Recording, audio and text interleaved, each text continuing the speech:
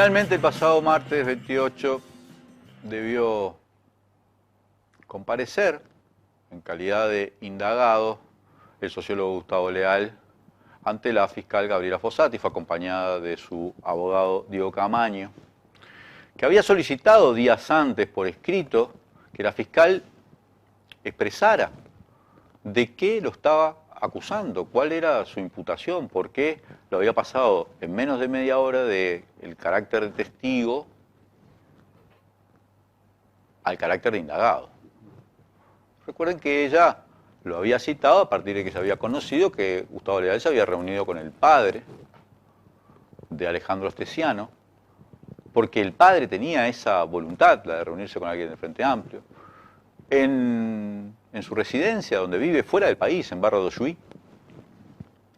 Y por ello la fiscal lo cita como testigo y en pocos minutos lo pasa a calidad de indagado. Había trascendido que Leal había mostrado un audio, pero no era cierto. Leal no había mostrado ningún audio ni había grabado la conversación con Astesiano. En declaraciones públicas que hizo la fiscal la semana pasada, dijo: yo no lo acuso de nada, porque ya no respondió por escrito. Simplemente lo indago por la posibilidad de que haya tenido la intención de entorpecer la investigación, que, como expliqué en el editorial de la semana pasada, no es un delito típico, no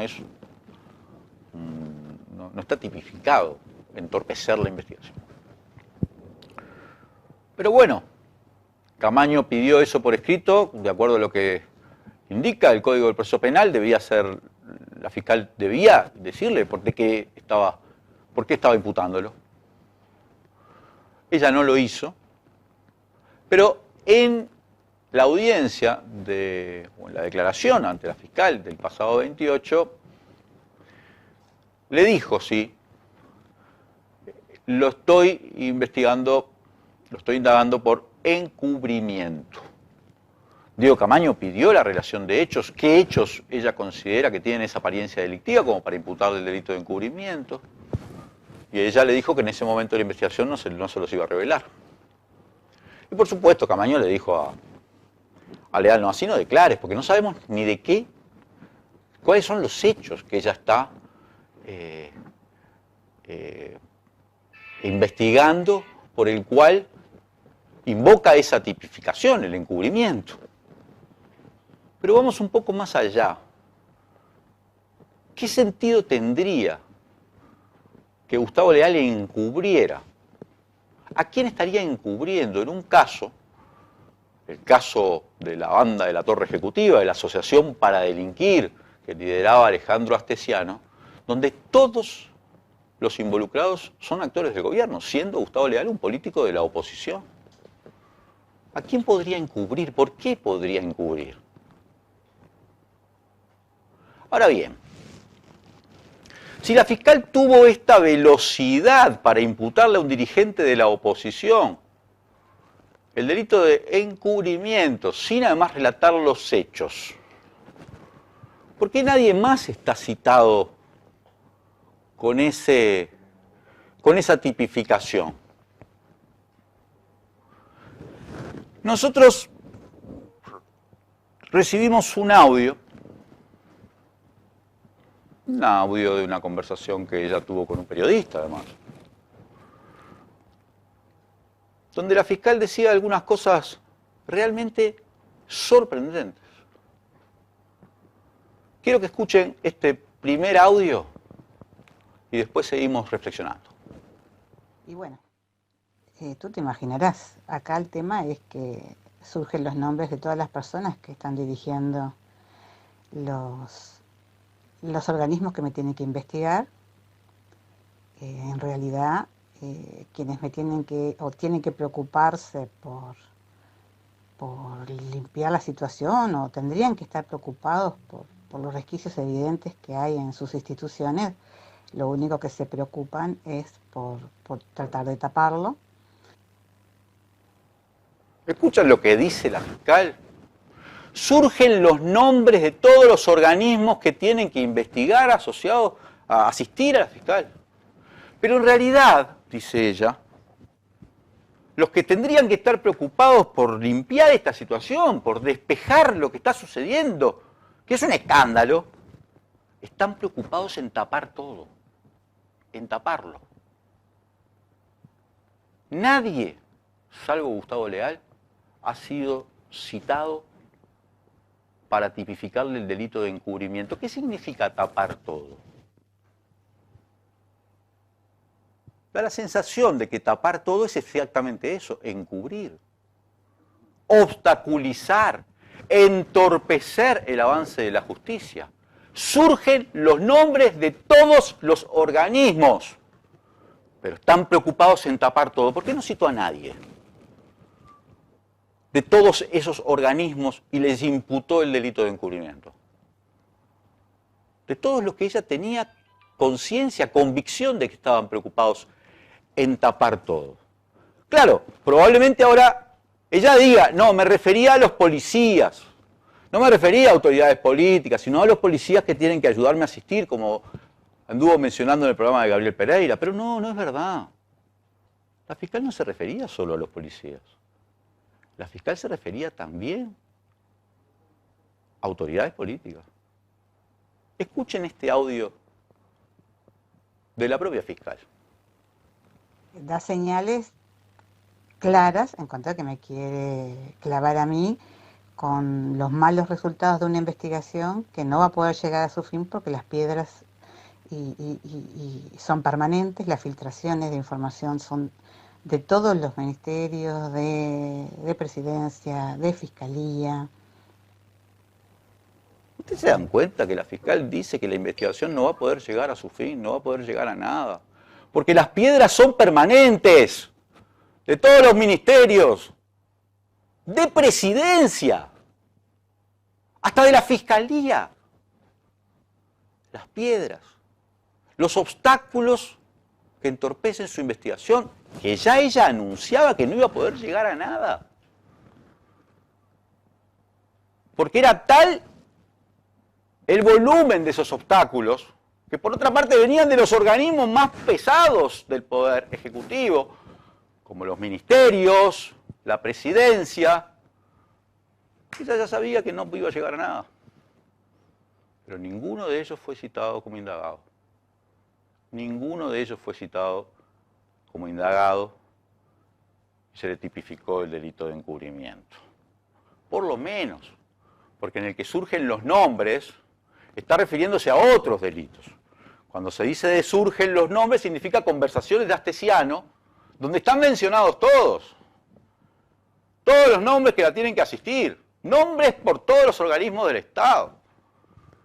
Pero claro, desde todos los organismos, ministerios y hasta la presidencia, intentaban entorpecer esta investigación. Nosotros sabemos que surgen los nombres. En los trascendidos de audio que ha habido, ya no se salva a nadie. Ya teníamos el caso de la investigación, el espionaje ilegal a Lorena Ponce de León, ex esposa o esposa, expareja de Luis Lacalle Pou, que tiene todo incluido. Si vemos lo que presentó Berriel en su defensa, está hasta el WhatsApp, la captura del WhatsApp de Lacalle, diciéndole a Astesiano, ok, más o menos, investiguenla, aunque el audio del custodio de Lorena Ponce de León digan, por favor no le avisen al presidente, dice, porque si ella sabe, matan, avísenle mañana. Porque ella no quiere que se entere.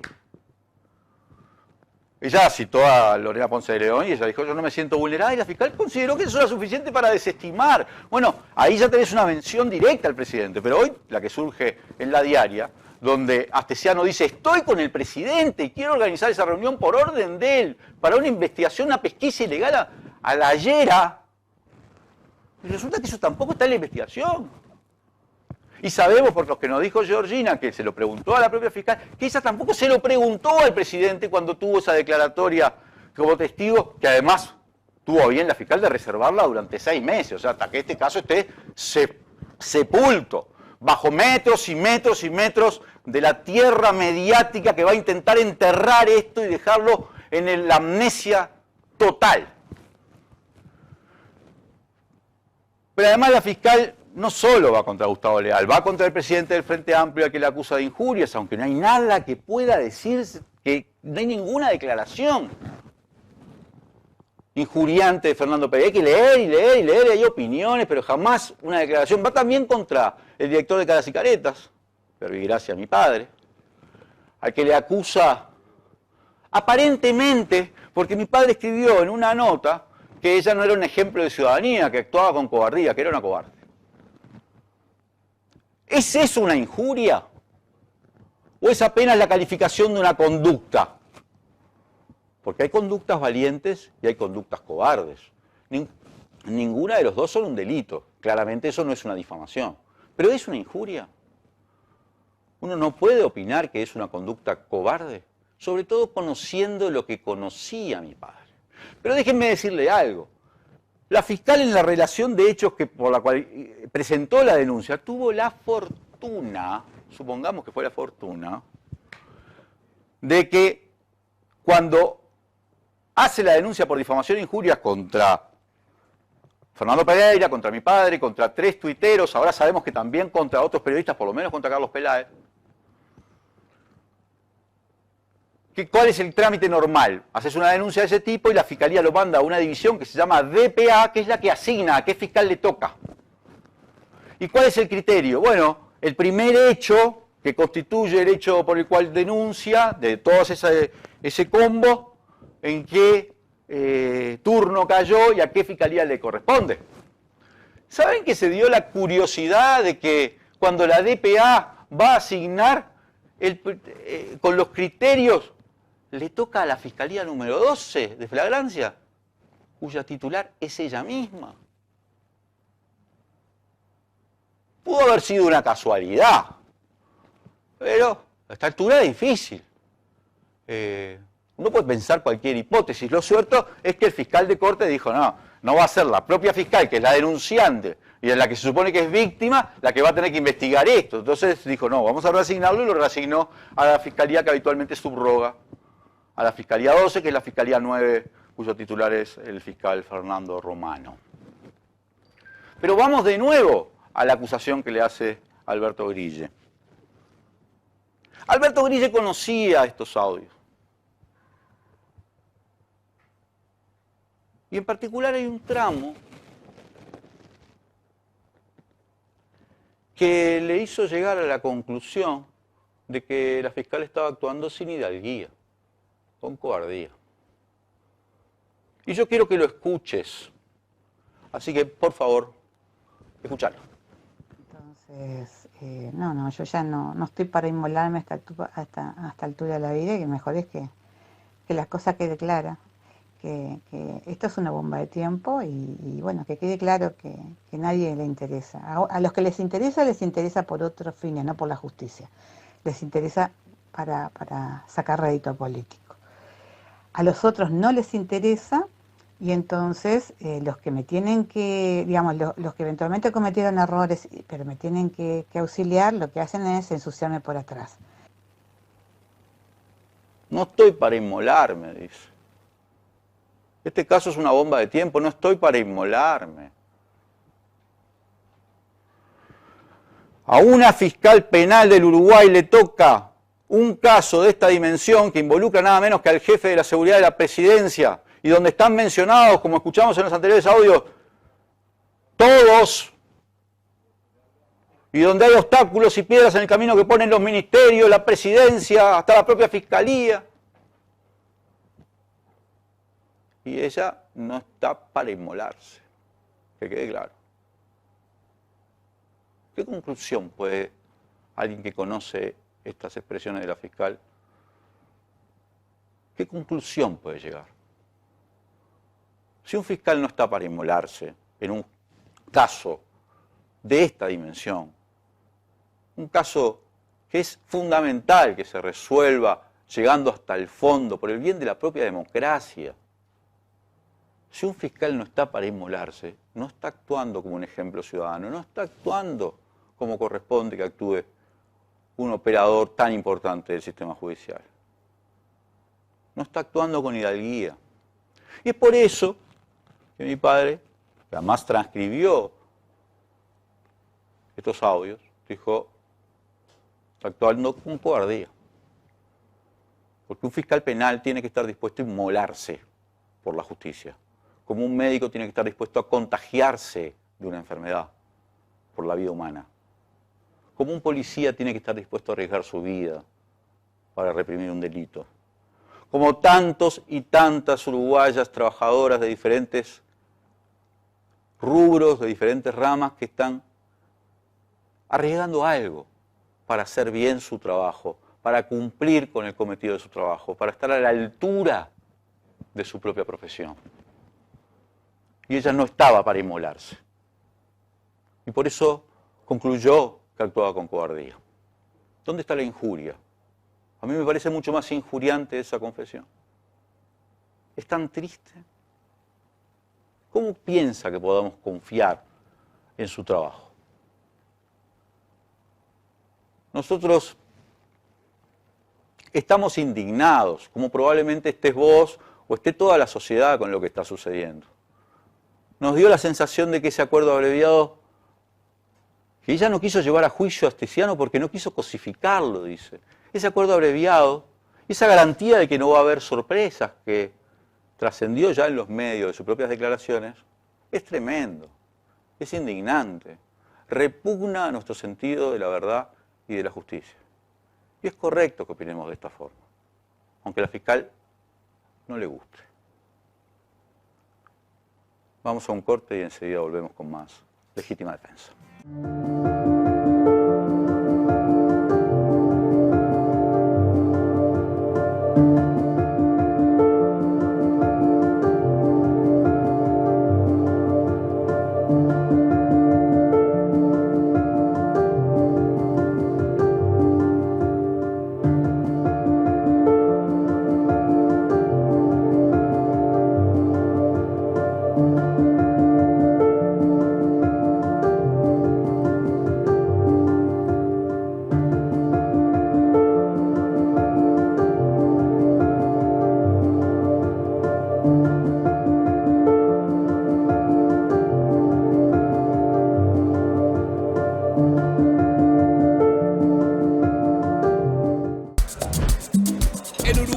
Desde siempre está Caribe con K.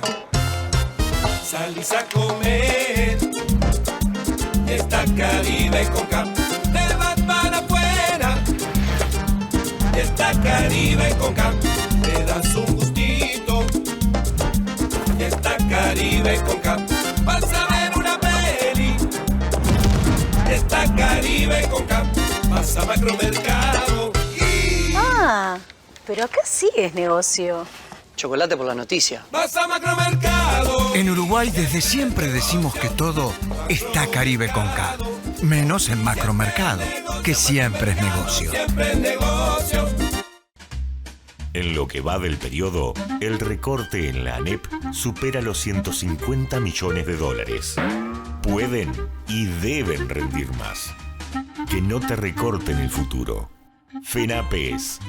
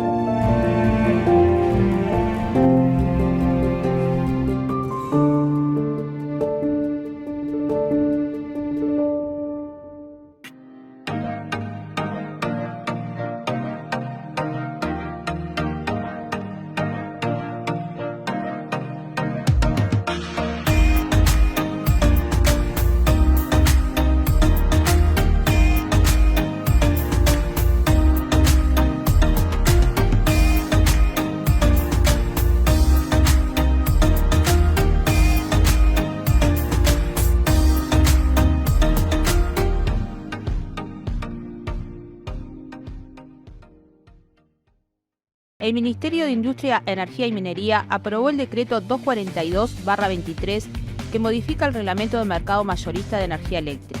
habilita que los grandes clientes de UTE puedan comprar la energía a generadores privados, creando un subsidio millonario a los grandes empresarios, pérdida que asumirá UTE.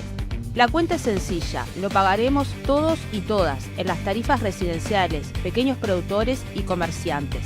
La tarifa eléctrica sigue siendo injusta, bajarla es posible. AUTE PIT-CNT.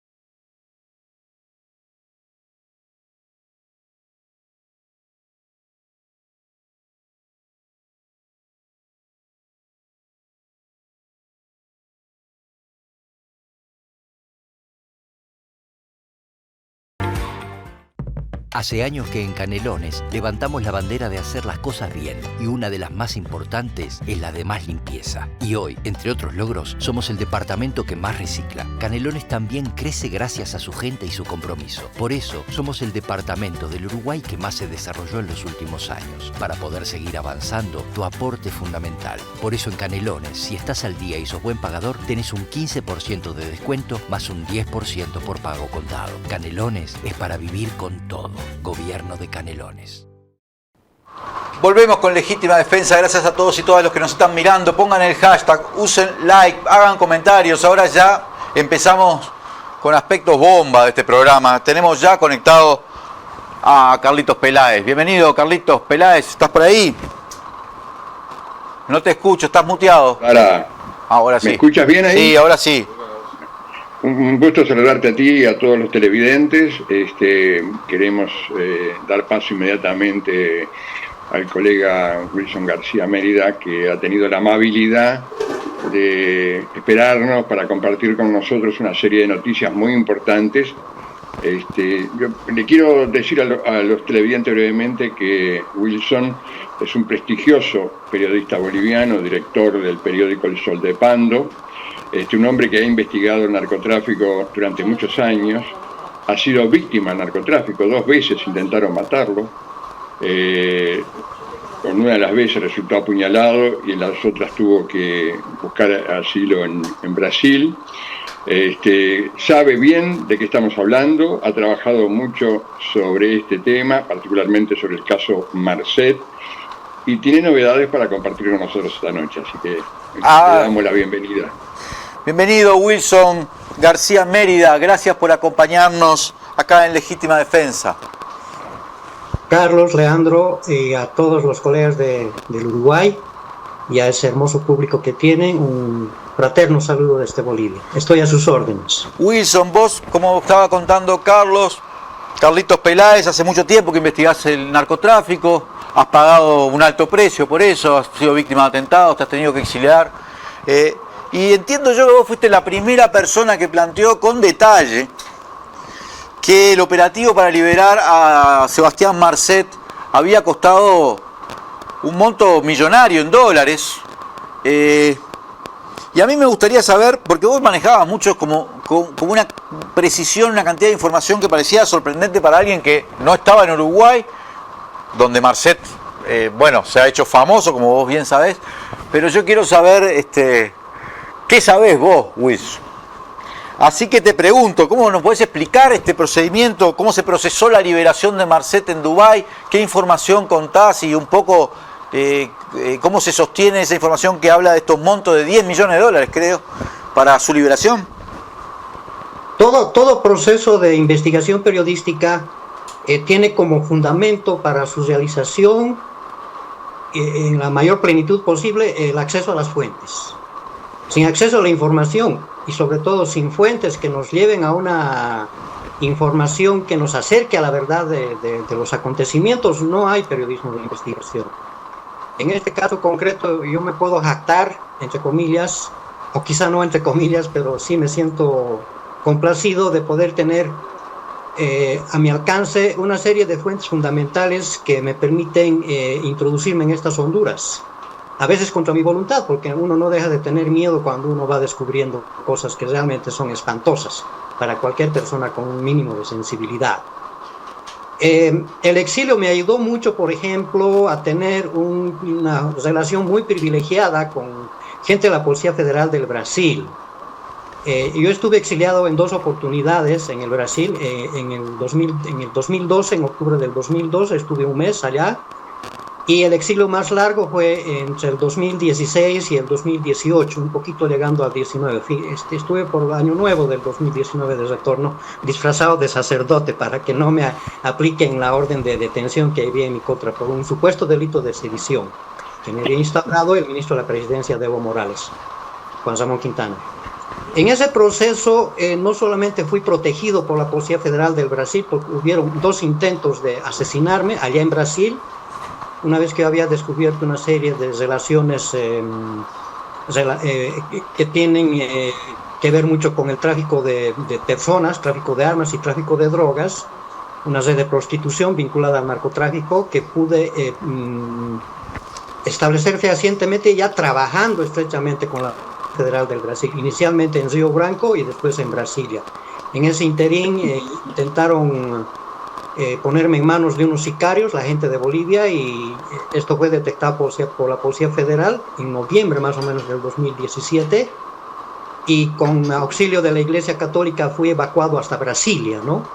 Entonces, en ese interín, mi aproximación a la Policía Federal del Brasil fue bastante afectiva, intensa y casi orgánica, ¿no? Entonces, desde ese momento comparto información especialmente con analistas de inteligencia, ¿no? La Policía Federal de Brasil, pienso yo, que tiene uno de los mejores organismos de inteligencia en la policía latinoamericana, la capacidad de análisis que tienen estos profesionales policías, ¿no?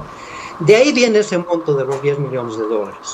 ¿Es la policía brasileña, la inteligencia brasileña, la que detectó o la que sospecha que Marcet llegó a pagar $10 millones para obtener el operativo entero de Libertad? Me imagino que eso incluye el pasaporte, la salida de Dubái y su fuga posterior, su ocultamiento. Sí, claro. En esto todo análisis hay una visión estructural de las cosas, ¿no?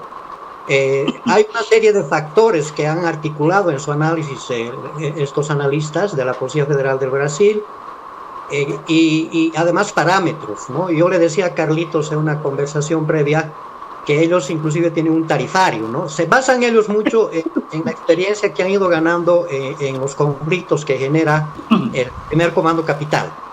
Ellos están poniendo la atención con mucha lupa al problema de Marcet, porque Marcet básicamente el PCC, es un producto del PCC. Entonces, todo lo que es PCC es Policía Federal del Brasil detrás, persiguiendo, investigando, controlando, previniendo, ¿no?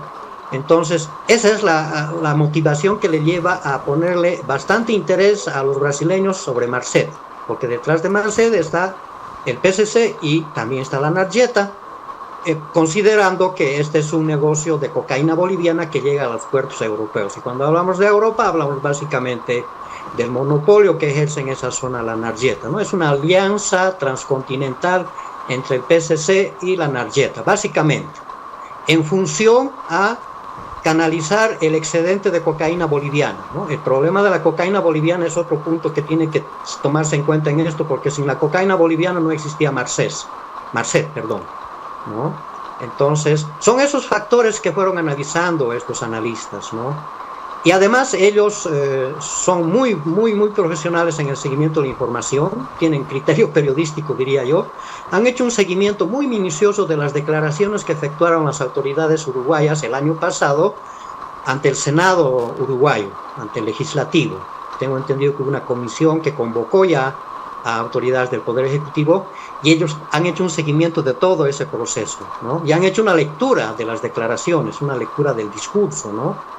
Y ahí surge un primer criterio. ¿Cómo es posible que un ministro del Interior diga que este señor era un simple jugador de fútbol, ¿no? Y que nunca haya sabido que él era un narcotraficante? Y ahora, con el video que acabamos de proporcionarles a ustedes precisamente a través de Julieta, queda claro que el gobierno uruguayo conocía que Marcet era narcotraficante, inclusive antes de haber estado en Dubái. Pará un poquitito, Wilson. Julieta, ¿tenés el video? Sí. Bueno, porque no ha sido emitido todavía el video, pero ahora lo vamos a emitir. Lo vamos a lanzar en primicia en este momento. No lo he publicado yo todavía en Sol de Pando porque acabo de editar ese video. Anoche estuve yo revisando mi base de datos, justamente en función a esta entrevista que me había comprometido con Carlos, y quise tener, digamos, una información más fresca para poder emitir criterios mucho más sólidos.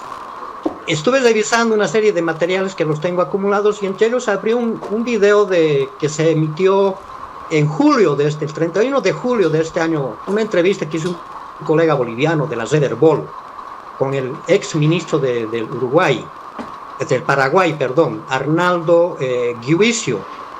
Él estuvo como ministro del Interior del Paraguay entre enero del 2021 precisamente a febrero del 2022, muy acérrimo enemigo del grupo de Cartés, y fue justamente el grupo de Cartés que logró crear un caso en el cual él terminó involucrado con un narcotraficante con quien hacía negocios. Se lo destituyeron, no duró un año en el cargo, pero en ese año él fue uno de los primeros en perseguir a Marced. Él fue uno de los que promovió la famosa investigación de la ultranza Pi.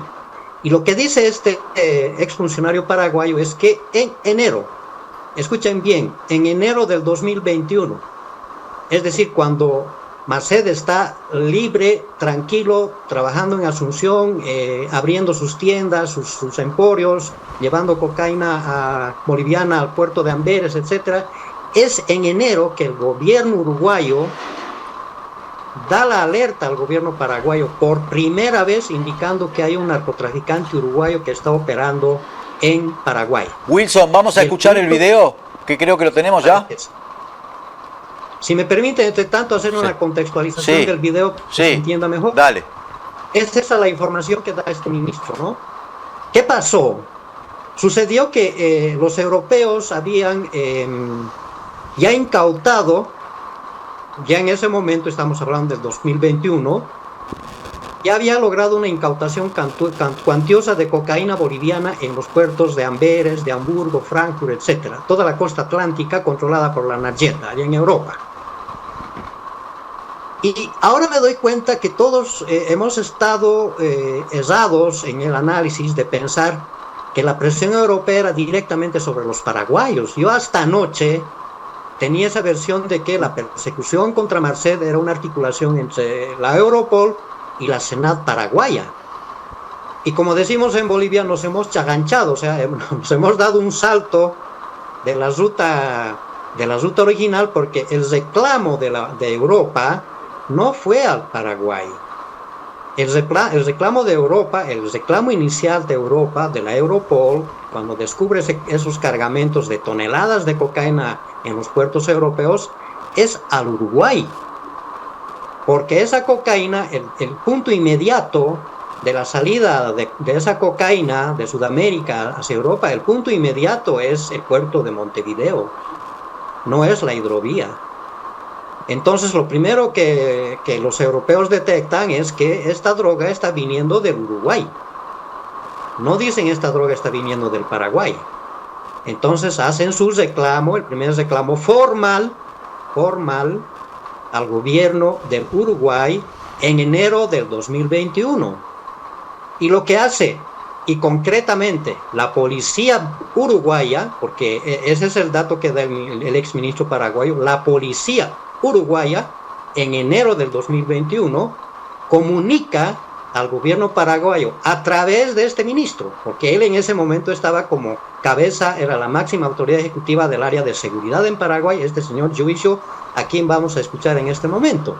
Es a él a quien los uruguayos le dicen: señores paraguayos, nos han reclamado de Europa de que de nuestro puerto de Montevideo está saliendo mucha cocaína, y nosotros sabemos que esa cocaína boliviana nos la están trayendo ustedes los paraguayos, y que el que está operando esto es un señor que se llama Sebastián Marced, un conciudadano nuestro.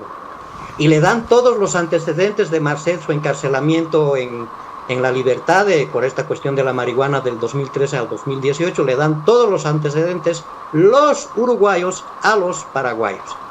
Y concretamente el ministro paraguayo dice: es la primera vez que nosotros nos hemos enterado de la presencia del señor Marced en Paraguay, lavando dinero, Ya en ese momento era una persona famosa, un jugador de fútbol prestigioso, exitoso, saliendo en las páginas sociales de ABC Color, presentando empresas VIP de alta gama, etcétera, etcétera, ¿no? Un hombre multimillonario, muy carismático y muy querido por la sociedad de Asunción, ¿no? Y viene los uruguayos, la policía uruguaya nos dice que este hombre es narcotraficante. Es a partir de ahí que planificamos la captura de Marcet, a partir del dato que nos da Uruguay. Y si la policía uruguaya da este dato al Paraguay, obviamente esa policía uruguaya también ha comunicado esto, supongo, al señor ministro del Interior. Y el señor ministro del Interior, seguramente, tratándose de un reclamo formal de gobiernos europeos, de una policía internacional tan importante como Europol, supongo también que el señor presidente uruguayo ha tomado conocimiento de esta situación en enero de 2021. Eso es lo que dice el audio. Y otro dato importante, si me permiten, que está también en la segunda parte del video que vamos a ver en este momento, que tiene dos partes. Mi colega boliviano, Pedro Saúl Gemio, de la Red Herbol, quien le hace esta entrevista al exministro paraguayo, le pregunta, ¿y qué sabe usted del PCC? Porque parece que detrás de esto está el PCC. Y él dice, sí, el PCC está operando. Y cuando el exministro paraguayo, antes de ser ministro, había sido ya director de la Senat. Él ya manejaba el aparato de inteligencia paraguayo. Antes de ser ministro fue director del Servicio Nacional Antidrogas. Es el organismo que ha hecho esa maravillosa investigación de la ultranza Pi, que ha generado toda esta situación. Él ya impulsó eso desde la Senat. Y cuando él era director de la Senat, antes de ser ministro del Interior, en el año 2020, dice textualmente, yo fui al Uruguay a comunicar a las autoridades uruguayas que el PCC está operando en el Uruguay para transportar cocaína boliviana. Está utilizando los puertos uruguayos como ruta de tránsito de la cocaína que sale del Paraguay hacia Europa a través de los puertos europeos, y no me dieron bola, no me tiraron pelota, no me escucharon las autoridades uruguayas en el año 2020. Vamos a ver el video, Carlitos, Wilson. A ver. Sí, por favor. Arnaldo, ¿cómo está? Un gusto saludarlo desde La Paz, Bolivia, desde la Red Nacional de Radios Herbol. Le agradezco mucho por este contacto. Arnaldo, queremos saber cuánto antecedente tienen ustedes o sabe usted como ex autoridad del señor Sebastián Marcet, el grado de peligrosidad y su vínculo con el asesinato de Marcelo Pezzi. Arnaldo, un gusto, lo escuchamos. Buen día, ¿cómo están? Realmente un gusto compartir con ustedes desde Asunción, Paraguay. Bueno, Sebastián Marcet es un objetivo que hoy se convierte ya a nivel regional. Está siendo buscado por las autoridades de diferentes países. Acá en nuestro país, él ha tenido varios antecedentes y casi con una conducta muy similar a la que estamos viendo, seguía manteniendo en Bolivia, ¿verdad? Se involucró en la sociedad. Él estuvo en un club de fútbol de Paraguay, ¿verdad? En un club de fútbol. Aparentemente lo que hacía era financiaba, aparecía en un club de primera en ese momento en Paraguay, en Asunción, y empezó a adquirir empresas, estaba con toda la familia, casi el mismo modus operandi. Cuando recibimos de la misma policía uruguaya, recibimos a principio del 2021 un informe de la presencia de un ciudadano que respondía a ese nombre y que presumiblemente estaba vinculado a ciertos envíos de drogas a Europa a través de puertos uruguayos.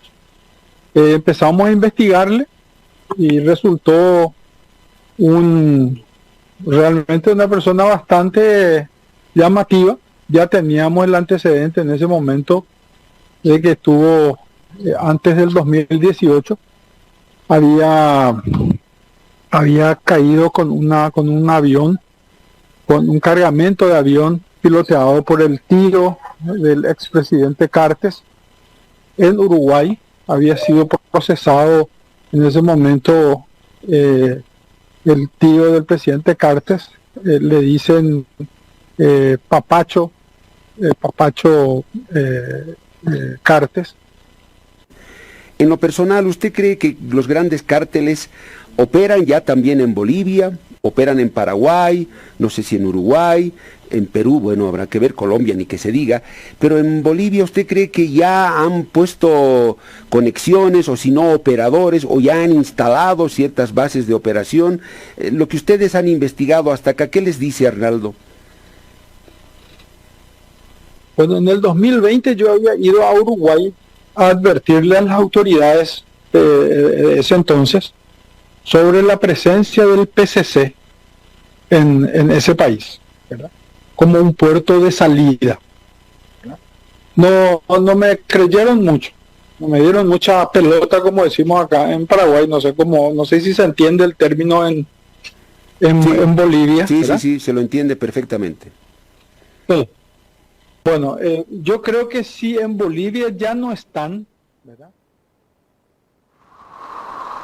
Para Wilson, porque tengo que intercambiar algo con Carlitos Peláez, que es un gran periodista de investigación en Uruguay, reconocido por muchos años y además que ha estudiado mucho este tema de los narcos, la policía, y ha logrado que los servicios de inteligencia miren este programa todos los viernes y comenten incluso en los chats. Carlito, acabas de escuchar al ex ministro del Interior paraguayo, Yuso, en una entrevista hecha en Bolivia, diciendo que Uruguay le avisó a Paraguay, luego de que fueron las confiscaciones allá en Hamburgo y en Amberes, que Sebastián Marcet era un narco actuando en Paraguay. ¿Lo acabas de escuchar como lo escuché yo?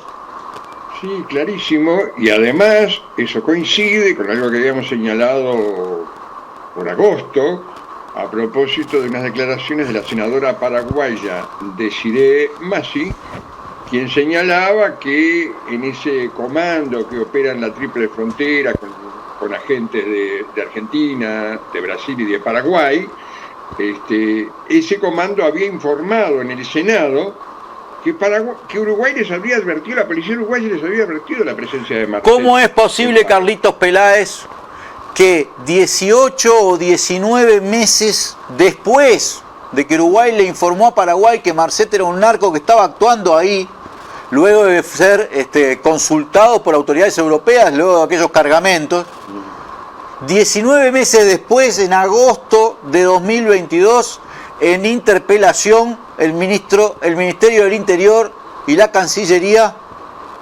dijeran que no sabía quién era Marcet cuando se le había entregado el pasaporte, que era un futbolista? ¿Creían eso? Porque esto... Yo no sé por qué, porque, bueno, no estoy en la cabeza de ellos por suerte. Lo que sí sé es que la mentira tiene patas cortas y ahora Wilson García lo está demostrando, y lo está demostrando con fuentes. Es decir, no estamos inventando esto. Nada menos que el ex ministro del Interior. Claro, lo hemos hecho, porque hay gente que, incluso hay colegas que dicen que estamos armando una telenovela, ¿no? Bueno, ya ellos, cada uno es cada uno y cada cual es cada cual, decía, ¿no? Yo lo que creo es que acá hay fuentes, acá hay documentación, y además, digamos, este es un trabajo y apunta, yo espero, lo digo públicamente, espero seguir trabajando con Wilson, que me parece un hombre extremadamente serio, que maneja mucha información y que en este tema tenemos intereses comunes, porque Sebastián Marcet fue un problema muy grave para Bolivia. Afectó a mucha gente. Yo me acuerdo de una cosa. ¿Se acuerdan ustedes aquel videíto que él sacó cuando logró escaparse, que decía, bueno, le dimos una platita a fulano, y le dimos otra platita a otro y nos avisaron? Yo me estoy preguntando, porque ahora está trascendiendo la información, lo había comentado el propio Wilson, la posibilidad de que Marcet estuviera en Uruguay negociando una entrega voluntaria. ¿Qué datos tenés sobre eso, Wilson? En principio, ¿no? Ahora, recuerden esto, en Uruguay Marcet no está requerido. Wilson, ¿vos tenés algún dato sobre eso o es una sospecha que hay? A ver, no, hay elementos. Carlos tiene mucha razón en lo que dice y creo que esto es algo más que una hipótesis, ¿no? La primera publicación que hicimos en Sol de Pando data del 5 de agosto que es exactamente el día en que Marcet salió de Bolivia. Mientras el gobierno boliviano decía que ya lo vamos a atrapar, que lo tenemos pisando los talones y empiezan a detener a montón de gente, este señor que lo estamos viendo ahí, un mentiroso, el ministro de gobierno, un delincuente, un sinvergüenza, decía que Marcet había llegado a Bolivia recién en abril de este año, que nunca el Paraguay les había comunicado nada, que fue el señor ministro del Interior del Uruguay quien nos avisó que Marcet estaba en Bolivia en junio, y que él entró recién en abril con identidad brasileña y que estuvo preso en Dubái 2 años y por lo tanto nosotros no teníamos conocimiento de la alerta roja de Interpol, etcétera, etcétera, ¿no? Y que ahora estamos a punto de agarrarlo y esté donde esté nosotros lo vamos a agarrar, inclusive esté en otro país, vamos a intervenir en otro país y lo vamos a agarrar. Un show, un baño, una pandemia de fake news, de mentiras sistemáticas y sinvergüenzas, cínicas, indignantes, para cualquier persona que tenga un apego mínimo a la verdad. Entonces, una de las verdades fundamentales es que el gobierno boliviano no solamente le ha dejado entrar a Bolivia para refugiarlo con una visa de residencia que se tramitó de una manera simultánea y paralela al pasaporte y con los mismos métodos de falsificar certificaciones, etcétera, porque para tener una visa de residencia tienes que estar en el país en el que quieres vivir y el hombre estaba preso en Dubái. Y a pesar de eso le han dado certificaciones de que goza de buena salud, de que no es narcotraficante, etcétera, etcétera, de un modo paralelo a la visa, al pasaporte, ¿no? Entonces ahí llega a esos $10 millones que calcula la Policía Federal del Brasil. Muy, muy, muy conservador. ¿Perdón? Esos $10 millones, de acuerdo a las fuentes que tenés vos de inteligencia brasileña, ¿para qué se usaron? Porque $10 millones es un montón de dinero. ¿Para qué piensa que...? Es el dinero típico de la extorsión. La lucha contra el narcotráfico, sobre todo en Bolivia, es un modelo de extorsión permanente.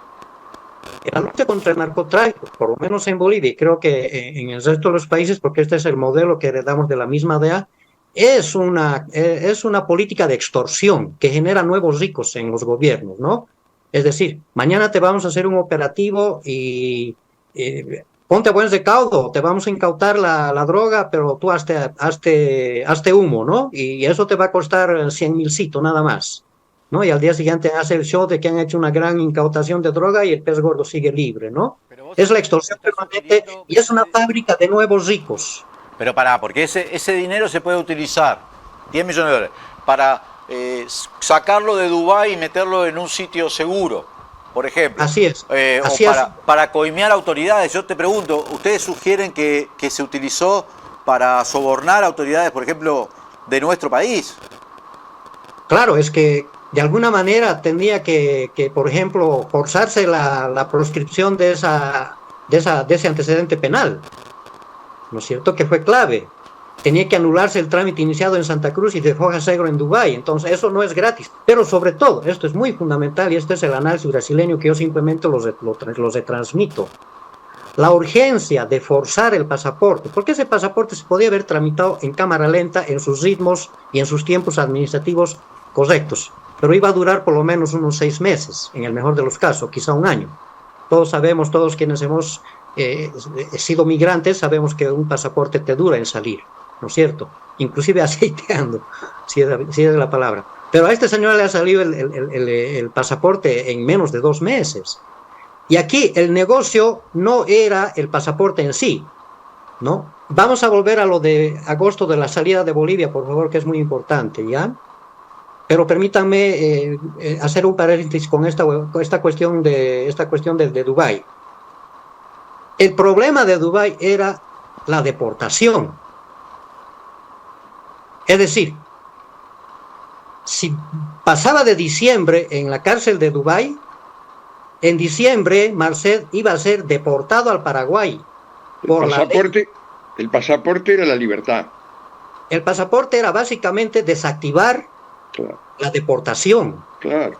Porque las autoridades de Emiratos Árabes le dicen a Marcet: mira, tú no has cometido un gran delito, es un delito, es una falta administrativa, ¿no? Y no te podemos tener en cadena perpetua acá, esto tiene que terminar de alguna manera. Entonces hay 2 salidas: o te deportamos y vuelves a tu país de origen, que en este caso es Paraguay, ¿no es cierto?, que era una alternativa, o corriges este error administrativo de este pasaporte que se ha elaborado sobre un pasaporte anterior, ¿no es cierto? Además de manera innecesaria, porque en ese momento Marcet ya es paraguayo, se había casado con una paraguaya, tenía identidad paraguaya, por eso estaba lavando dinero ya como Marcet, no con la identidad boliviana falsa, entre paréntesis, ¿no?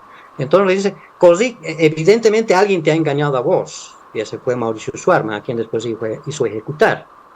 Entonces reconocemos que tú has sido víctima de un engaño, ¿no? Entonces corriges ese error administrativo y te vas. Y si no puedes corregir el error administrativo, te devolvemos al Paraguay. Eran las dos únicas opciones. Entonces la opción de la deportación no era opción para Marcet, porque eso era cárcel segura. En este momento Marcet iba a estar en la cárcel de Asunción. Y los paraguayos estaban frotando las manos esperándole con los brazos abiertos. Ya lo tenían en sus manos los paraguayos. Entonces, ese hecho, y además la deportación, no debía pasar de diciembre por los plazos procedimentales de la ley de Emiratos Árabes. Entonces, él acelera el trámite del pasaporte, que ya se había iniciado en Bolivia, ¿eh? El pasaporte estaba siendo tramitado en Bolivia por un abogado boliviano, vinculado también al narcotráfico, hasta agosto del 2021. Roberto Arana Suárez, que era el abogado que estaba tramitando en Santa Cruz el pasaporte, yo pensé que ese trámite era solamente entre el 2019 y el 2020, pero los documentos que han ido emergiendo allá en la Fiscalía de Uruguay, a los cuales he tenido la suerte de acceder gracias a ustedes, los colegas uruguayos, en esa documentación donde abundan los chats y los emails, etcétera, etcétera, hay esa participación del abogado paraguayo o boliviano en Santa Cruz que insiste hasta agosto del 2001 para que le den el pasaporte a Marcet. Es decir, él ya tenía la idea de irse a Bolivia, inclusive con ese pasaporte uruguayo.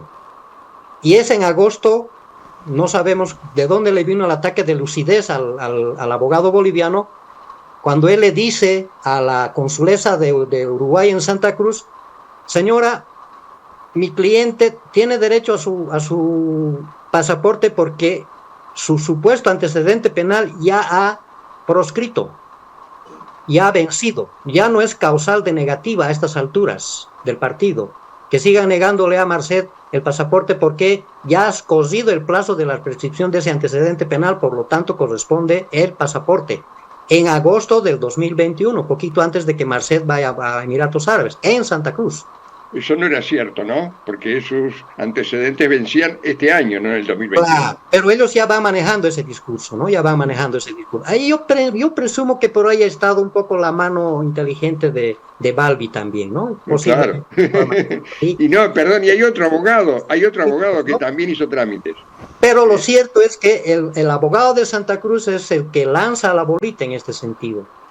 Y la consulesa de Santa Cruz, de Uruguay en Santa Cruz, hace la consulta a la Cancillería del Paraguay, de Uruguay, perdón, y de Montevideo les responden a través de la consulesa al abogado boliviano, le dicen, sí señor, tiene usted razón, hay la posibilidad de que anulemos el antecedente penal, pero ese trámite usted lo tiene que hacer en Montevideo, no en Santa Cruz. Los uruguayos tenemos un montón de soluciones. Con Navidad. Pero Sin Navidad. Con Navidad. Con Navidad.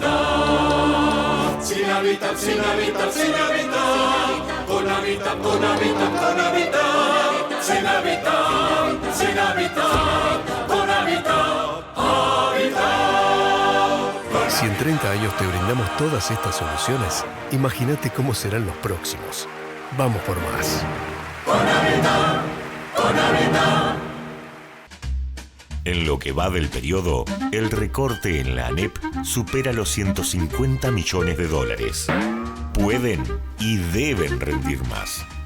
Que no te recorten el futuro. FENAPES. Si pagaste algo con los puntos de tu tarjeta y sentís que eso ya te pasó, es porque estás usando el programa Bro Recompensa. Es muy fácil. Con cada compra con tu tarjeta Bro Recompensa Mastercard, sumas puntos. Cada punto acumulado equivale a $1 para pagar lo que quieras. Descarga la app y activa el programa Recompensa, el único con el que sumás puntos con todas tus compras nacionales e internacionales y los débitos automáticos asociados a tu tarjeta. ¿Tenés Bro Recompensa? Usala para todo.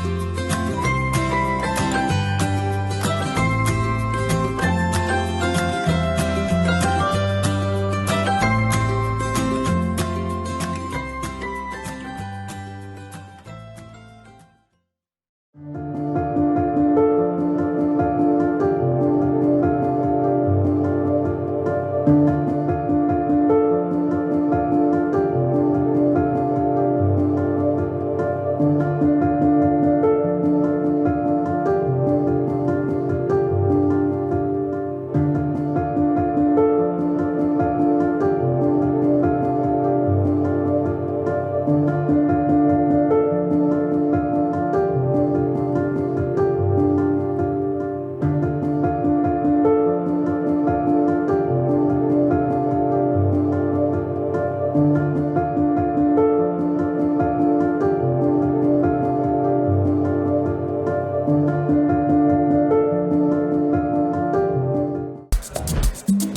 Uruguay desde siempre está Caribe con K. Salís a comer y está Caribe con K. Te vas para afuera y está Caribe con K. Te das un gustito y está Caribe con K. Vas a ver una peli y está Caribe con K. Vas a Macromercado. Ah, pero acá sí es negocio. Chocolate por la noticia. Vas a Macromercado. En Uruguay desde siempre decimos que todo está Caribe con K. Menos en Macromercado, que siempre es negocio. Siempre es negocio.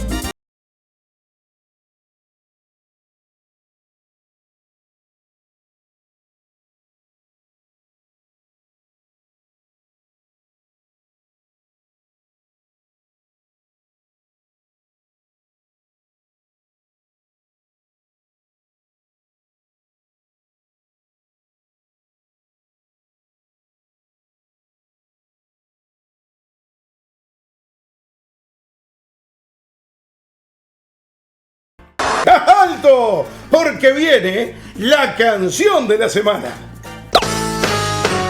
La canción de la semana. La, la, la, la, la, la, la, la, la, la. Tantas cosas vos querés, todo eso que querés, y no sabes qué hacer, si pedirlo a los Reyes o a Papá Noel. Pero hay otro plan que podés tener: ser el dueño del futuro y elegirlo bien. Que se cumplan tus deseos, este año es especial. El futuro está en tus manos, no te vayas a olvidar. Aunque alguno no te escuche, no te canses de intentar. El peligro es que no creas y que no te importe más. Todo eso que querés lo podés tener. Sos el dueño del futuro, elegilo bien. Todo eso que querés lo podés tener. Sos el dueño del futuro, elegilo bien. Elegilo bien.